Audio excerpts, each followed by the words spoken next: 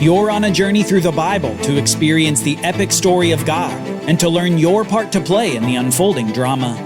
Prepare for your role as you learn your history, your enemy, and your king. Welcome to the Bible Brief. Join us today as we meet the family of Abraham before we see his promised son. And before long, God gives Abraham the ultimate test. You're listening to the Bible Brief.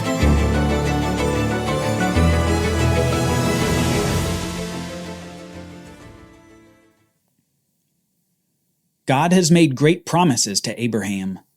Promises of land, seed, and blessing to the world. God has made promises, but so far those promises haven't come to pass. Abraham doesn't possess the land of Canaan, he doesn't have any seed, and the blessing to the world is nowhere to be seen. Abraham is concerned and childless, and it's in this context that he attempts to take matters into his own hands. Abraham apparently forgets that God said, "I will accomplish the promises." We're going to pick up the story when Abraham is about 86 years old. He's concerned because he's so old without children, and we come to find out that his wife is old too. Her name is Sarai, and outside of being old, she's also barren. Apparently, she and Abraham have tried to have children, but they were unable to conceive. Abraham at 86 and Sarai at 76 have little hope for a child. That means out of literal divine intervention, there was no way that the Abrahamic covenant could come to fruition. Abraham couldn't be a great nation and the father of a multitude if he and his wife couldn't have children. These thoughts were swimming around in the minds of the couple, and soon Abraham's wife has an idea. Now Abram's wife Sarai had borne him no children, but she had an Egyptian maidservant named Hagar. So Sarai said to Abram, "Look now, the Lord has prevented me from bearing children. Please go to my maidservant.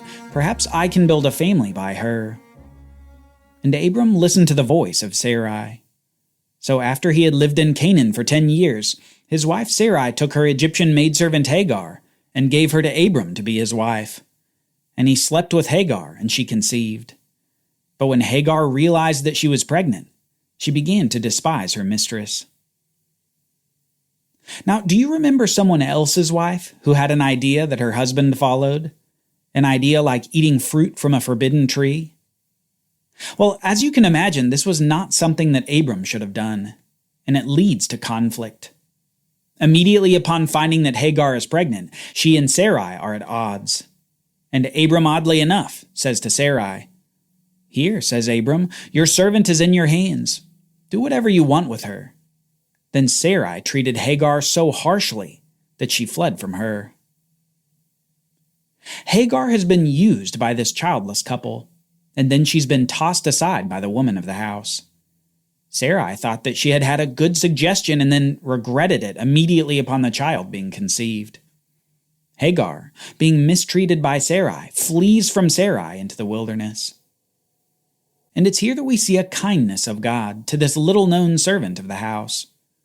While in the wilderness, Hagar encounters God, and God makes some big promises to Hagar about the son that will be born to her. God instructs Hagar to return to the house of Sarai and Abram. And finally, God says to name her son Ishmael, which means God hears, because God heard Hagar when she was being afflicted by Sarai. While there's lots more we could say about this particular event, the takeaway for now is this. Abram's son Ishmael was not through Sarai his wife, but rather through Hagar, his wife's servant. And now Abram, at 86 years old, views Ishmael as the one through whom God will work. For the next 13 years, he looks upon Ishmael and sees the first fruits of God's promises. For 13 years, Ishmael is the apple of Abraham's eye. Abraham thinks this until he's 99 years old, and God speaks to him again. God again confirms his covenant promises to Abraham, and at the end of his dialogue, he says to Abraham, "As for Sarai, your wife, do not call her Sarai, for her name is to be Sarah. And I will bless her, and will surely give you a son by her. I will bless her, and she will be the mother of nations. Kings of peoples will descend from her." Abraham fell face down. Then he laughed and said to himself, "Can a child be born to a man who is 100 years old? Can Sarai give birth at the age of 90? And Abraham said to God, "Oh, that Ishmael might live under your blessing." But God replied, "Your wife Sarah will indeed bear you a son, and you are to name him Isaac. I will establish my covenant with him as an everlasting covenant for his descendants after him. As for Ishmael, I have heard you, and I will surely bless him. I will make him fruitful and multiply him greatly. He will become the father of 12 rulers, and I will make him into a great nation. But I will establish my covenant with Isaac, whom Sarah will bear you at this time next year." This is a big statement by God. Though Ishmael is the firstborn of Abraham, it won't be through him that God fulfills his promises to Abraham. No, it will be through Isaac, born from Abraham's wife Sarah. Isaac will be the carrier of the Abrahamic covenant promises. God had said to Abraham, I will, and I will," when he made the promises to him. But Abraham didn't wait for God to accomplish what he said he would do. Instead, Abraham had tried to take a shortcut with Hagar. He was unfaithful to his wife. He slept with Hagar, and he had a child. Perhaps Abraham hadn't quite learned this in his heart. God does things his own way, and often in ways completely unexpected by humans. Who would have thought that God would open the womb of a 90-year-old woman to conceive and bear a child to her 100-year-old husband? But God's ways are different than the ways of men. 9 months later, the miracle happens. Isaac is born. The promised son through the old man and the barren woman has arrived. The son they had hoped for decades since they were married has finally arrived through the power of God. From the moment of his birth, the couple's love for their son grew and grew. They looked down at their baby, and then their toddler, and so on as he got older year by year, knowing that all of God's promises rested on him. But it's years after Isaac's amazing birth that we come to one of the most sobering moments in all of the Bible. We see God test Abraham, a test involving this promised son. Sometime later, God tested Abraham and said to him, "Abraham." "Here I am," he answered. "Take your son," God said, "your only son Isaac, whom you love, and go to the land of Moriah. Offer him there as a burnt offering on one of the mountains which I will show you." Wait a second. God wants Abraham to kill Isaac as a burnt offering? Right after we read about this miraculous provision of God to Abraham and Sarah? God is going to take it all away? What is God thinking? Why would he command this? What is going on? Abraham, for his part, may have had this reaction internally, but in an amazing display of faith, he begins to go to the place where God commanded him to sacrifice Isaac. Abraham has done things his own way before, and it appears that he's submitting to God's way of doing things. So Abraham takes Isaac to the land of Moriah, somewhere near modern-day Jerusalem. And when they get there, Abraham took the wood for the burnt offering and placed it on his son Isaac. He himself carried the fire and the sacrificial knife, and the two of them walked on together. Then Isaac said to his father Abraham, "My father." "Here I am, my son," he replied. "The fire and the wood are here," said Isaac, "but where is the lamb for the burnt offering?" Abraham answered, "God himself will provide the lamb for the burnt offering, my son." And the two walked on together. When they arrived at the place God had designated, Abraham built the altar there and arranged the wood. He bound his son Isaac and placed him on the altar atop the wood. Then Abraham reached out his hand and took the knife to slaughter his son. Just then, the angel of the Lord called out to him from heaven, "Abraham, Abraham!" "Here I am," he replied. "Do not lay a hand on the boy or do anything to him," said the angel.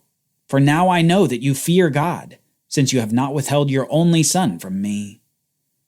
Then Abraham looked up and saw behind him a ram in a thicket, caught by its horns. So he went and took the ram and offered it as a burnt offering in place of his son. Abraham passed the test. Instead of trying to run from God to protect his son, he submitted and humbly obeyed in faith. He wasn't blind to the fact that God provided Isaac specifically to fulfill the promises to Abraham. In fact, Abraham knew that God's character itself was on the line. God had to somehow have Isaac live, because he had already promised that specifically Isaac would be the one through whom the promises would be fulfilled. It couldn't be anyone else. In fact, later in the Bible, we have a commentary on this event that sheds a little light on what Abraham was thinking. In the book of Hebrews, it says that Abraham considered God to be able to even raise someone from the dead. Abraham thought if it really came to it, and God did want him to sacrifice Isaac, Abraham knew that God was powerful enough to raise him from the dead. It's in all this that we discover Abraham's depth of faith in God. Not a blind faith, but a faith firmly grounded in the faithfulness and power of God. God would be faithful to his promise through Isaac, even if it meant raising Isaac from the dead. And this faith drove Abraham to total and complete obedience. It's events like these in the life of Abraham that make him a picture of faith in the Bible, even despite his failings. Now, as we think about Abraham and Isaac, they are in the land of Moriah. We can't help but jump forward 1,500 years in the Bible story. Because what we see with Abraham and Isaac is a picture of what's to come. It's later in the story that we see another son who climbed one of these mountains in the land of Moriah, just like Isaac did. This son carried the wood on his back, and he came to the top of the mountain, but instead of being burnt on the wood, he was nailed to it. This wasn't Abraham's son. It was God's son. This was the land that God would provide, of whom it was said early in his life, "The Lamb of God, who takes away the sin of the world." The father Abraham didn't have to go through with it, but God the Father did.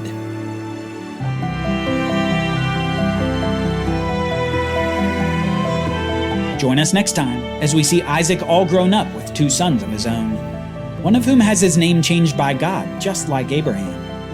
This son gets his name changed to something that's heard through the rest of the Bible. He will be called Israel. For Bible readings, reflection questions, and quizzes, don't miss the Bible Brief app. Available on iOS and Android, so you can go deeper into the story. The Bible Brief is a project of the Bible Literacy Foundation, a nonprofit dedicated to helping you learn the Bible. Give to support the Bible Brief by visiting BibleBrief.org or tap the Give link in the show notes. Thank you for supporting the Bible Literacy Foundation.